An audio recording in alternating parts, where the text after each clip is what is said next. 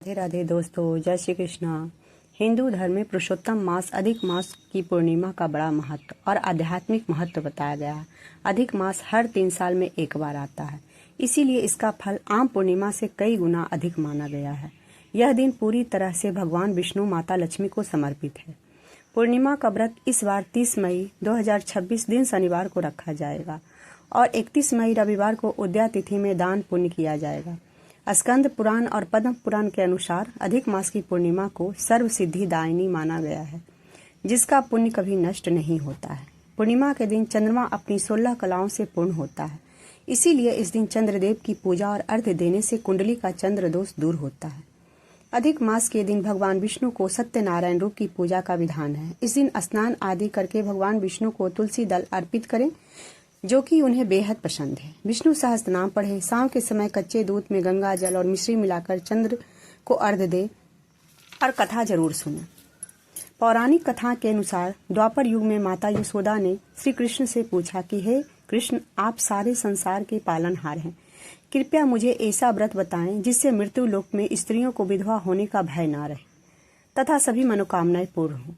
तब माधव ने कहा, हे माता, अधिक मास की पूर्णिमा का व्रत अत्यंत ही फलदायी है, क्योंकि इस मास का अधिपति होने के कारण मैं स्वयं इसका स्वामी हूँ। अतः ध्यान पूर्वक कथा सुनिए। एक नगर में एक गरीब ब्राह्मण अपनी पत्नी के साथ रहता था। दोनों ही भगवान विष्णु के परम भक्त थे, पर इतने गरीब थे कि उन्हें कई दिनों तक भोजन भी नहीं मिलता था, पर वे कभी भगवान की भक्ति करना नहीं छोड़ते। ब्राह्मण की पत्नी प्रतिदिन तुलसी जी के पास दीपक जलाती और प्रार्थना करती, हे नारायण, हे मधुसूदन, हमें तो केवल आपकी कृपा चाहिए। एक दिन उनके द्वार पर एक वृद्ध संत आए। ब्राह्मण दंपति ने बड़ी श्रद्धा से उनकी सेवा की। घर में थोड़ा सा अन्न था, उसी को प्रेम पूर्वक संत को भोजन में दिया। संत उनकी सेवा से प्रसन्न होकर बोले कि अधिक मास की पूर्णिमा का व्रत अत्यंत पुण्यदायी है। यदि तुम श्रद्धा से यह व्रत और कथा करोगे तो भगवान विष्णु तुम्हारे जीवन के सारे दुख दूर कर देंगे। इस तरह से दोनों पति पत्नी व्रत प्रारंभ की और पूजा पाठ तथा मंत्र जप करने लगे। ओम नमो भगवते वासुदेवाय नमः। क्योंकि उनके पास प्रसाद के लिए अधिक सामग्री नहीं थी, फिर भी थोड़ा सा आटा, गुड़ और केले से ही पूजा की और दुखी हो पत्नी बोली, हे प्रभु, हमारे पास आपको अर्पित करने के लिए कुछ भी नहीं है। तो ब्राह्मण बोला कि भगवान को सच्ची भक्ति प्रिय है, धन नहीं।